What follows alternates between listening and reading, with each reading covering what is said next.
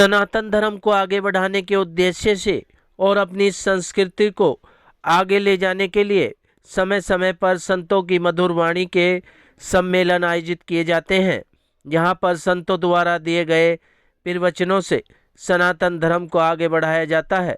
इसी कड़ी में पूर्वी जिले में स्थित अक्षरधाम मंदिर में दिल्ली संत महामंडल द्वारा रजत जयंती समारोह आयोजित किया गया।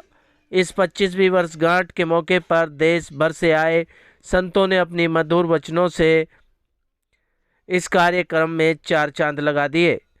सनातन धर्म को आगे बढ़ाने में अपना महत्वपूर्ण योगदान दे रहे दिग्गज संत इस रजत जयंती समारोह में उपस्थित रहे। कार्यक्रम की शोभा बढ़ाने पहुंचे संतों का भव्य स्वागत कर उनका आशीर्वाद भी लिया गया।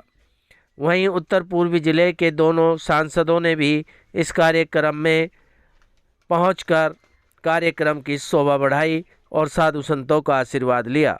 वहीं इस भव्य कार्यक्रम में दिल्ली संत महामंडल संस्था को मानव सेवा के लिए 3 एम्बुलेंस साधु संतों ने प्रदान कर मानव धर्म निभाया। इसी के साथ साधु संतों द्वारा सनातन बोर्ड की भी मांग उठाई गई और सरकार से अनुरोध किया गया कि वक्फ बोर्ड की तरह ही संत बोर्ड भी बनाया जाए। कार्यक्रम में पहुंचे दिग्गज संतों का क्या कुछ प्रवचन रहे, देखिए हमारी इस खास रिपोर्ट में। फिर एक बात कहें, संत न होते जगत में तो जड़ मरतो संसार। इन संतों की दया कृपा मार्गदर्शन ही है जिसके कारण हम आज सनातन को जान पाए हैं। ये हमारे संतों की तपस्या है जिसके कारण आज मानव मानव बनकर जी रहा है।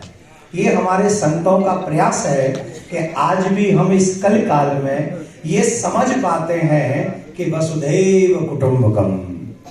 ये किसकी तपस्या है? ये हमारे संतों की तपस्या है। चाहे वो वेद व्यास जी हों, चाहे वो वाल्मीकि ऋषि हों, चाहे वो हमारे तुलसीदास महाराज हों, सूरदास महाराज हों, और वर्तमान युग में इतने संतों का दर्शन। यहाँ रजत जयंती समारोह दिल्ली संत महामंडल का चल रहा है। ऐसा लग रहा है जैसे स्वयं ठाकुर जी ने निर्धारित किया है कि जाओ इन संतों के दर्शन करो और जो बीड़ा उठाया है उसे थोड़ा हल्का करो। एक घड़ी आधी घड़ी आधी मैं पुनाद, तुलसी संगत साधु की कटे कोटि अपराध। आज परम प्रसन्नता का विषय है। अक्षरधाम के इस पवित्र प्रांगण में दिल्ली राष्ट्रीय राजधानी क्षेत्र के दिल्ली संत महामंडल का यह रजत जयंती समारोह का आयोजन हुआ है। किसी भी संस्था के लिए 25 वर्ष का कालखंड बहुत ही महत्वपूर्ण होता है और पिछले 25 वर्षों में दिल्ली संत महामंडल ने अनेक ऐसी लकीरें खींची है जो हम सब के लिए प्रेरणादायी है। और मैं समझता हूं आगामी आने वाले और 25 वर्षों के अंदर जब हम स्वर्ण जयंती महोत्सव मनाएंगे, एक स्वर्णिम इतिहास हमारे सामने होगा। मेरा ये परम सौभाग्य रहा है। क्या कुछ कहना चाहेंगे सर? आज यहाँ संतों का रजत जयंती समारोह है। संतों का रजत जयंती समारोह है। संत हमेशा इस समाज को मार्गदर्शन देते हैं।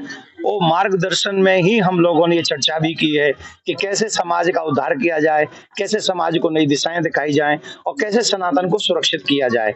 हम लोगों ने यही बात यहाँ रखी है कि हम सब चाहते हैं कि सनातन और सनातनी दोनों सुरक्षित रहें, पूजा पद्धति सुरक्षित रहे, वैदिक पौराणिक पद्धति सुरक्षित रहे, हमारे मंदिरों पर किसी का कब्जा न हो, हमारे मंदिर सुरक्षित रहें। और इसी के लिए हम लोगों ने यहाँ भी अनेक संतों ने ये आग्रह किया है कि सनातन बोर्ड का निर्माण हो और सभी नेता जितनी भी पार्टियों के लीडर्स हैं वो सब हमारा साथ दें। इसमें इससे मुंह न मोड़े। अब तो कुछ मौलवियों ने भी कह दिया है कि सनातन बोर्ड होना चाहिए। जो ऑलवेज हमारे धर्म का विरोध करते थे उन लोगों ने भी कहा कि सनातन बोर्ड होना चाहिए। तो जब मौलवी कह सकते हैं तो नेता क्यों नहीं? धन्यवाद। देखिए, संत महामंडल का ये जो आयोजन है, आज यहाँ 3 प्रस्ताव मुख्य रूप से पारित किए गए। पहला ये कि जितने भी देश के मंदिरों के प्रमुख पुजारी हैं उनको सरकार के द्वारा कुछ ना कुछ उनको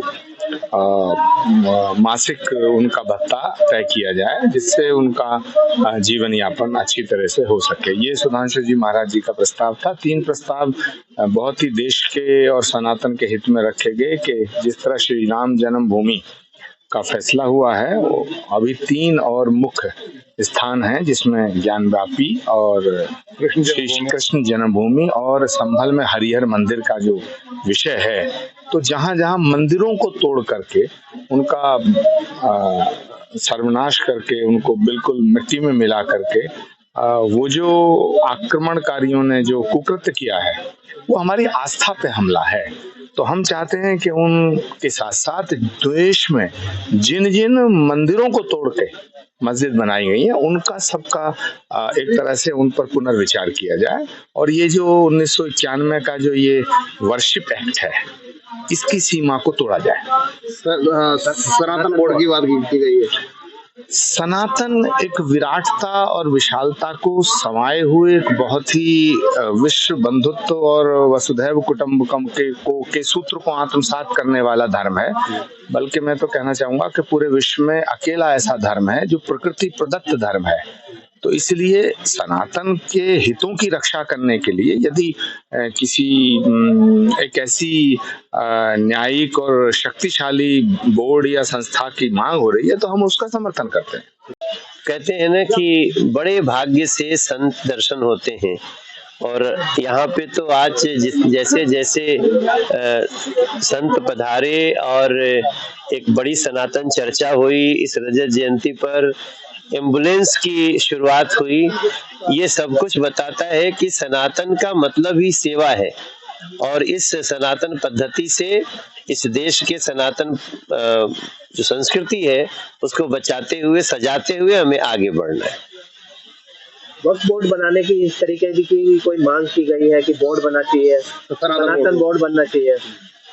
हम देखो, आज जो राजपीठ है भारत का, वो व्यासपीठ का बहुत सम्मान करता है, और हम ऐसे कार्यक्रमों में उपस्थित इसलिए होते हैं कि हम संतों की वाणी को समझें और उनके द्वारा उठाई गई हर बात को हम बहुत महत्व देते आगे बढ़ेंगे।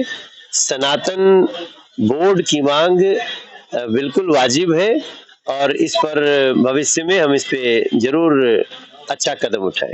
दिल्ली संत महामंडल की स्थापना 25 वर्ष पूर्व हुई थी। एक ही ध्येय था कि समस्त संप्रदाय मत पंथों को भूल करके संत समाज विद्वान जन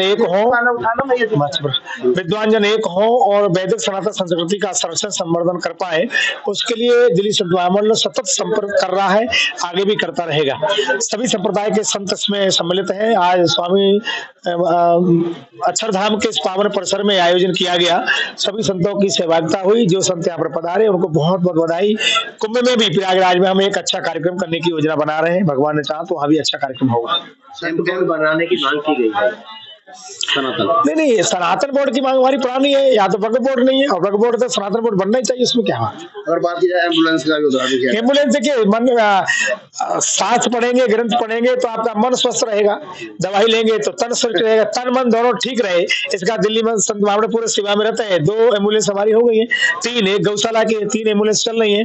आगे भगवान चाहेगा तो और सेवा करेंगे, समाज की सेवा के लिए समर्पित है दिल्ली संत महामंडल। देखिए, संदेश यही है कि मानवता की सेवा के लिए एक तरफ तो सभी ने ये विचार किया है कि हम एम्बुलेंस के माध्यम से मानव सेवा का कार्य करें, पर्यावरण संरक्षण के लिए कार्य करें, और उसी के साथ सनातन संस्कृति को बचाने के लिए समस्त संत समाज एकत्रित होकर के अपनी मुखर आवाज को उठाए, और चारों ओर जिस भी प्रकार से आक्रमण हो रहे हैं, कोई भी अपमान कर देता है सनातन संस्कृति का, तो वो नहीं होना चाहिए। उसके विपरीत एक मुखर आवाज उठाई गई है।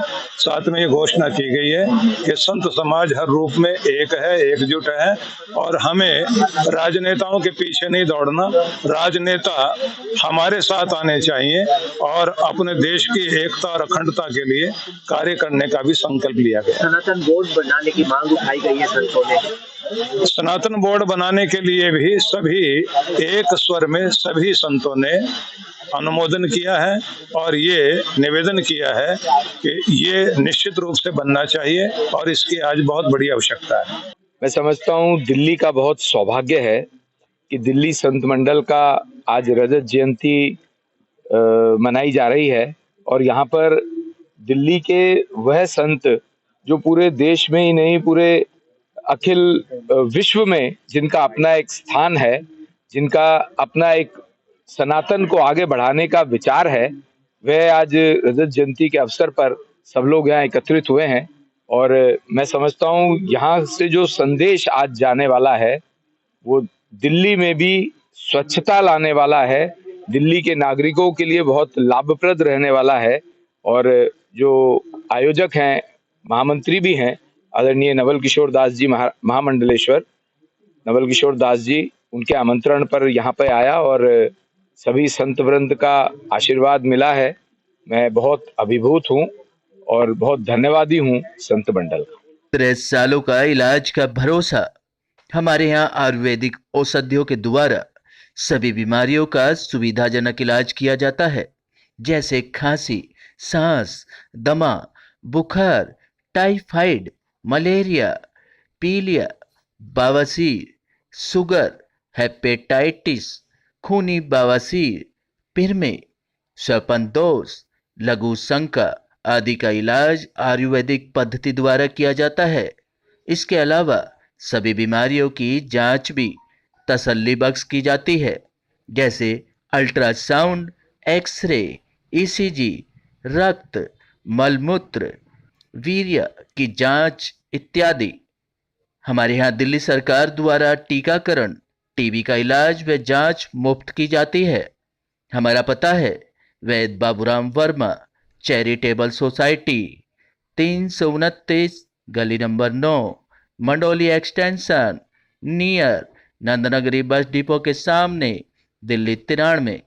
आप हमारे नंबरों पर भी संपर्क कर सकते हैं।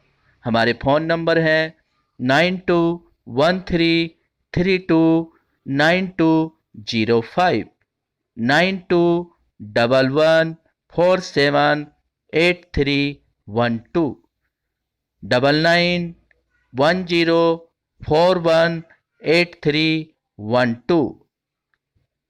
आप हमारे चैनल पर भी दिए गए नंबरों पर भी संपर्क कर सकते हैं। हमारा फ़ोन नंबर है 8506973234।